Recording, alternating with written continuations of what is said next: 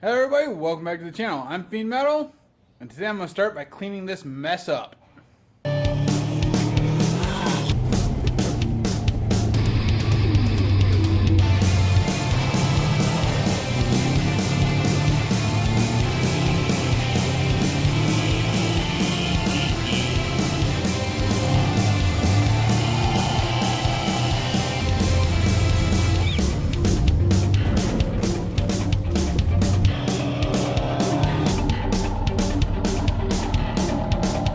Okay, so if you guys can't tell, the shop's a little bit messy behind me. Here, I'll insert a picture of it from up over on that ladder right there.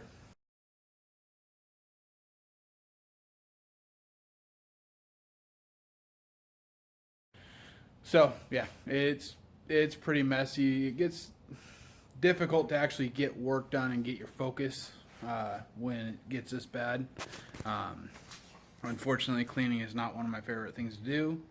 Not to mention, I need to do a whole bunch of just complete disposal of extra pieces that I don't have a use for. So, first up, we're going to get to cleaning, and I'm going to at least get the floor area cleaned up and my counter clean, and we'll see how far we get.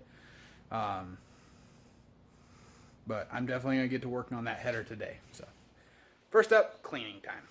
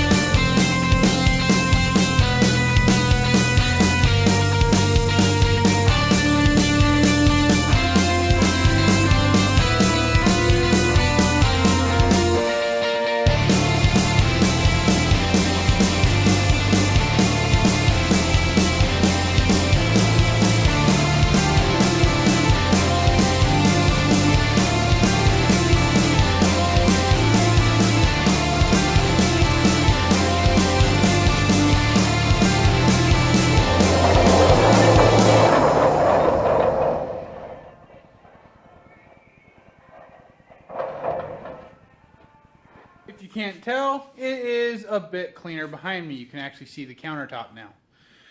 Now, is it completely done? No, but I made some good progress on it, and I was just kind of running out of daylight. I got my saw fixed, also, my 064 hot saw, and just did some stuff. Cut some firewood, stuff like that. Burning stuff that needs to be burnt, and a whole bunch of mundane things. Now, the other thing I did was off camera, I tore the old exhaust manifold out. And we're going to take a look over that and see exactly what I did to make this car work when I shouldn't have really had to do that. So, let's switch to that. This is what a stock one looks like. You see this flange right here? This is what you usually would bolt to the rest of the exhaust system. Sorry, got a bunch of dust in my throat and just causing me a cough from getting that dirty thing out. But, so this is the flange that the exhaust should have. The collector's right here. It necks down really badly. I'll see if I can turn the flash on. And just a second, I'll get a picture of that. Okay, so that's how badly these neck down. Now they run 1.5/8" roughly primary tubes, as measured off of here, which crimp down here, and a whole bunch of negativity going on in that. And this is the same thing minus all the shielding already.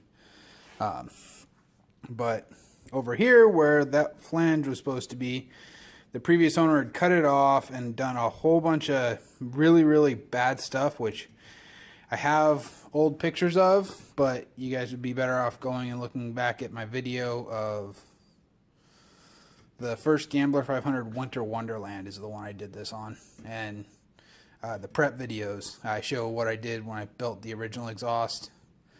And then I should go over what I did in the 2019 video where I do the whole pie cut exhaust system that's on the car right now. But basically, since there was no flange left that was usable, they had actually welded straight to the flange, and it was the most boogery welds I had ever seen, honestly. I cut everything off, just started clean back here with a piece of, I believe it's 2-inch exhaust tubing over to here, and then I just put a clamp fitting over, and I ran my 2.5-inch pie cut exhaust system from there. Now, for flanges, because A, I don't feel like plasma cutting any, and B, these I think will work just fine. My goal is to, here in a minute, I'm just going to cut these flanges off. Sorry, trim it down, and then I'll be back to talk to you guys because I want to go ahead and get that done, and that way we have a good clean slate starting point to build exhaust manifolds from.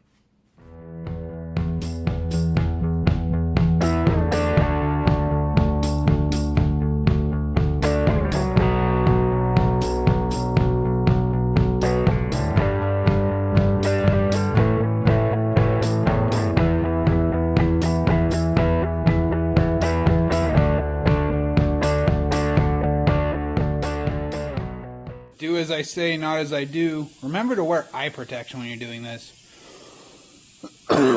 Maybe some respiratory, depending on how dirty this thing, your exhaust manifold is. And this is after I blew some of it away. So, on the second cut, I tried plasma, which I forgot to wear my eye protection for. And I should have worn eye protection for the Sawzall cut, but I didn't. Anyway, plasma went faster, but just, it's hard to fit the plasma nozzle down in there. This would be a better cut for something like an actual like oxyacetylene torch or something, just for reference. But I thought it was interesting exactly how they made these.